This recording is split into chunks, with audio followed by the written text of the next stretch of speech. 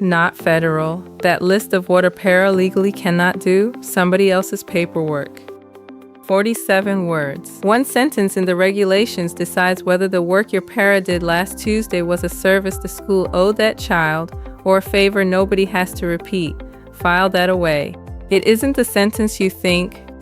I'm Erica, and the paragraph is 300.156, subsection B, 2, 3. 47 words, filed in the personnel section, which is the last place a classroom teacher would think to look. Leo here. 3 different buildings wrote that list. Only one of them is federal. Every episode so far has been about the paper, the parts, the goals, the duties, the dates. Today, it's the person standing next to the kid while all of that is supposedly happening. Federal, state, district. Read your list out loud sometime and count how many items land in that third bucket. No teaching new content. No grading. Never alone with a student. No assessments, no IEP meetings, no medication. It's a good list. Most of it is defensible practice, and I wouldn't throw a single item away. 10 years I taught, and there were IEP students in front of me every one of those years. Somebody handed me a version of that list in my first week, laminated. I never once asked who wrote it. Nobody asks, Cynthia. It's laminated. Laminated things feel legal. Quote a district rule to a parent as federal law, and you've handed her a search bar. Seconds later, the person who was wrong in that room is you. Read it to me, Erica. Not the summary, the words. Assist. One verb, chosen by the federal government, assist in providing special education by somebody appropriately trained and supervised in accordance with your state's law, regulation, or written policy. 3 conditions. 1 verb. Cynthia, ask the thing you asked me in the parking lot. The one I couldn't answer. I was hoping you'd forgotten that. Fine. If federal law didn't write most of that list, who did, and does it still bind me? The words, that's where this has to start, because until you've heard all 47 of them, we are arguing about a rumor. By the end, you'll know which of the 3 buildings wrote each line on your list. Real quick, because this next part matters to you. If any of this is helping, tap that like button, then hit subscribe and ring the bell so the next one finds you. Both are free and take about a second, but they tell the algorithm to show this to one more person who needs it.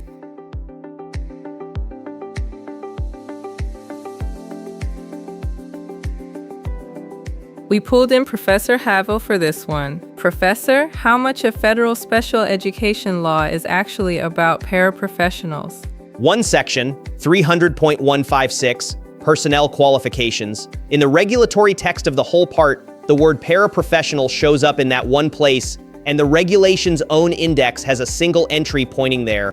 300.156, subsection B, 2, 3. Pull the page, not my paraphrase. The government's own text, with its own date stamp.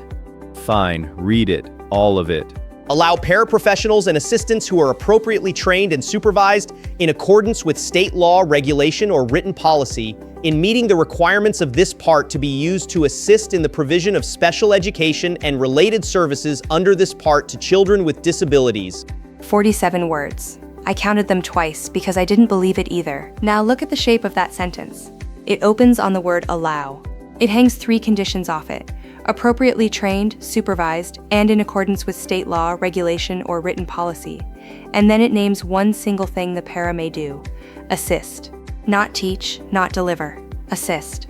And the word cannot does not appear anywhere in— That's backwards. I've read the federal para requirements. 2 years of college. Fair. You have read them. But they are not in this part of the regulations, and Professor, they are not even in this statute. Different law entirely. What Leo remembers is Title I inside the Elementary and Secondary Education Act, a funding statute, and it reaches only paras in a program those funds pay for. Huh, fine. Wrong statute entirely. 3 conditions and 1 verb then. Train, supervise, whatever your state wrote down, and only then assist. Now put that next to what the same section says about the teacher. Paragraph C, 1. 3 requirements for the special education teacher, and they are spelled out.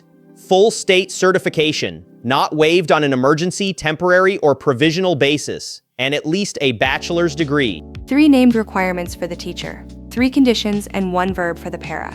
same section. And an alternate route at C, too.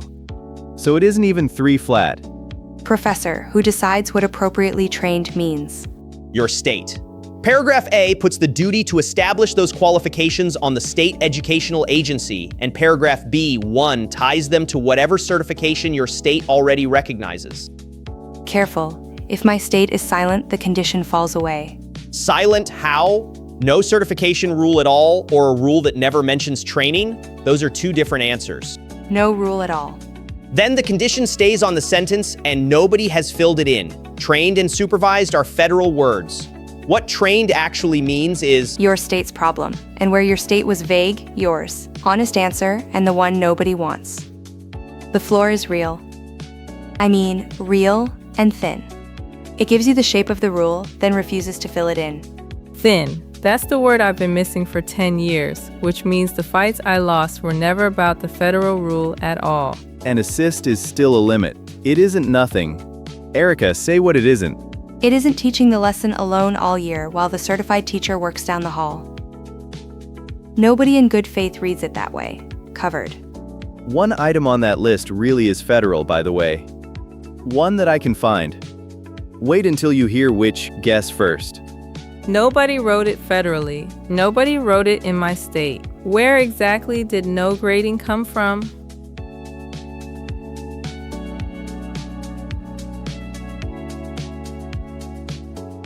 Your district. Almost always your district. 3 buildings wrote that list, and only one of them is in Washington. Name them for me. Federal first, trained, supervised per your state's written policy, may assist. A floor and a thin one. Right, give me the second one. Federal, Title I. Your state, your district. Trained and supervised, may assist. The state sets the standard, certification rules, handbook, and contract. ESSA repealed the federal paraprofessional qualifications, December 10th, 2015. Say that again, slower this time. 20 United States Code, Section 6319, repealed the 2 years of college rule. Cynthia's right, and I opened the page to believe her. Public Law 114-95. Guess what happened next? Congress dropped the standard or handed it to somebody else? Dropped it, has to be. Nobody replaces a repeal. Think about who runs certification in this country, Leo. Handed it to your state. 6311, paragraph G, 2M. The state plan has to assure the state keeps professional standards for those paras. Here's one district's answer, a whole day of its own training built for the aides. Tables, slides, lanyards, a whole day. Including whatever qualifications were in place the day before the repeal. Which is why your handbook still quotes a rule that died in 2015. Laminated. Still quotes it, and isn't wrong to the state kept the floor. Borrowed rule. Your handbook is full of them. My fridge is 9 years of kids' drawings, and I know which magnet is load-bearing. Handbooks are the same. Texas is the easy one to check. There's an actual certificate. Educational aid. Hired by a district first, then you apply, and every 2 years you apply. Every 2 years? That is not a certificate, that is a lease. Again, yes. One state's answer, and yours will differ. Hired first, certified second. That's backwards from everything else in this building. Go read yours before you quote mine.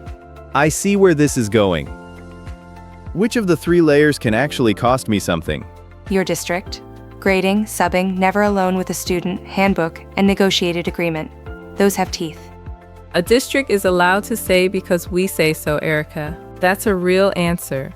It's the same page. 1 page, 3 authors, no footnotes, and I'll defend the list. Most of it keeps somebody from drowning. Assign only tasks a para was actually prepared for. That's a professional standard, not a regulation. Here's the one Leo told you to guess. One item does have a real federal hook, and it's an evaluation rule, not a para rule. 300.304. Assessments get administered by trained and knowledgeable personnel. One of 5 requirements in that paragraph, not the paragraph. What I'd actually do is this, and it costs you an evening. Before you enforce a rule on a para, find out which of the 3 wrote it. Then say that layer out loud. Federal, state, or ours. With one carve-out, If the rule is sound practice, follow it while you look it up. The layer question is about attribution, not permission. Fine, I still think it is right, and a teacher who audits that whole handbook finishes sometime next decade. Expensive is all. 3 pens, 1 page. Read the signature before you enforce it.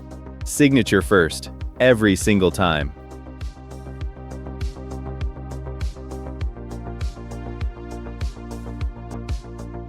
Professor Havel is back with us, and he's already handed you 2 of these. The section filed under personnel and the statute Leo quoted from memory. He isn't done. Because there's a second half to this, and it's the half that helps you. A para written into an IEP is a service that school owes that child. Not a kindness the building extends on the days it has the bodies. That's the sentence I told you to file away. Service or favor, the regulation picks one. Get it backwards in September and you'll spend April explaining a goal that never moved. 300.320 paragraph A4. The IEP states the services to be provided to the child or on behalf of the child. Those last 5 words do enormous work. I lean in on that clause every time. A service can run to the child, or to the adult standing next to the child. I mean, the adult support is itself the service. Slow down here. This is the bit people scrub back to. 300.323 paragraph D. The IEP has to be accessible to each regular education teacher, each special education teacher, each related services provider, and any other service provider responsible for implementing it. Does any other service provider mean my para? It means whoever is responsible for implementing it. The regulation sorts by function, not job title, which is why the word paraprofessional is not in that paragraph at all. What your building does with that sentence on a Tuesday, I would not pretend to know. I read regulations, not staff rooms. Informed. Each of them has to be informed of their specific responsibilities, and episode 6 said it, it still holds. The paragraph never says in writing. So ask for it in writing anyway, and know you're asking for a favor. A 5th grade para is running a reading group. Most of an hour a day, a handful of kids. She's good at it. Nobody has handed her the plan those kids are on. Has she asked anybody for it? Twice. March, maybe April. Take this as a composite. I've watched the shape of it more than once. Right, keep going. What happens in the spring? Spring reporting comes around, the goal hasn't moved, and the question in the room is, what has she been doing all year? Wrong question, Leo. She was doing exactly what she was told by the only people who told her anything. The obligation was never hers. 300.17 puts a free, appropriate public education under public supervision and direction in conformity with the IEP. That duty belongs to the agency. It cuts both ways for you. The same section, paragraph E, gives no student a right of action against a named employee over qualifications. But a parent can still complain to the state. The root exists. It just isn't aimed at you. So the teacher isn't the defendant, she's the witness. Assign only tasks a para was actually prepared for. That's the Council for Exceptional Children, a professional standard, not a line of regulation. If you only hold one thing, the job description came from your district, the services came from the IEP. Read them side by side. Professor Havel, thank you. Last word is yours. The access paragraph is the strongest thing a teacher has here, and I'll still say the quiet part. It runs to the agency. Read it as personal liability, and you'll read yourself into the ground. None of that changes anything by itself. Skip the 3 questions coming next, and you'll hand somebody a task they were never prepared for.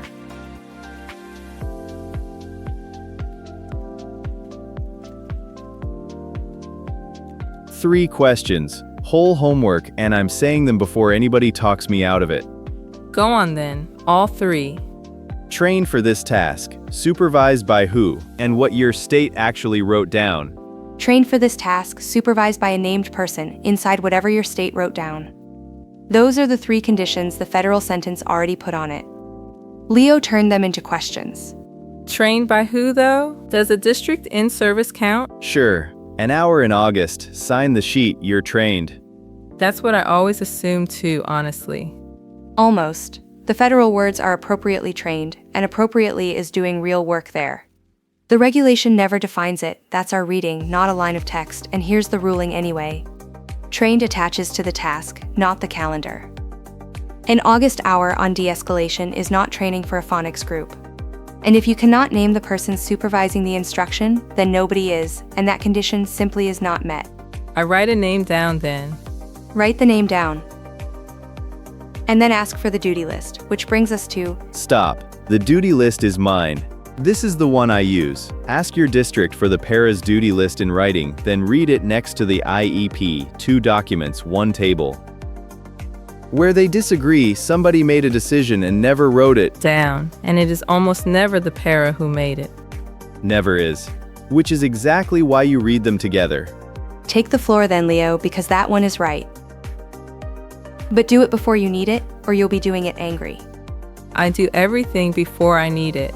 The first quiet coffee before anyone in my house is awake is the only hour I finish anything. That's not a morning routine. That's a hostage situation with a French press. There is no version of that hour where I am a person. It's the only hour nobody needs anything from me. Anyway, 3 conditions: trained, supervised, and whatever your state wrote down. So the homework is 3 questions. Yeah, and to borrow Erica's word, everything past those 3 is borrowed. What if the answer to question 2 is my principal? Supervising the person, or supervising The paperwork, which is the same thing, surely. the instruction. Not the paperwork, the instruction. Whole distinction right there.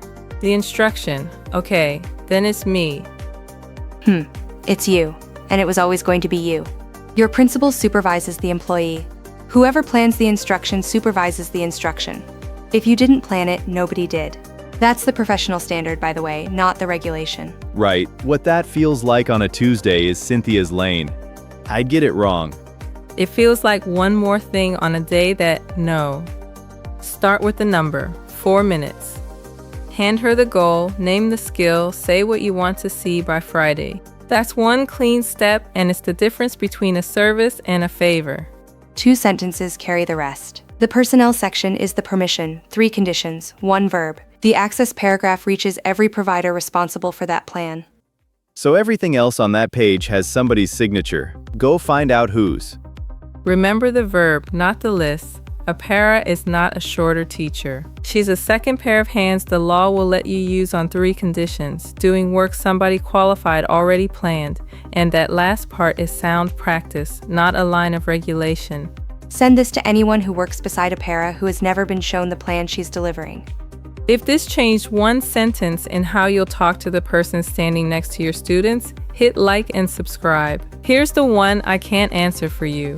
Of the 3 conditions, train, supervise, and what your state wrote down, which one is your building actually missing? Go find your para on Monday and ask what nobody ever told them. This is Cynthia. Take care of each other out there, and signing off.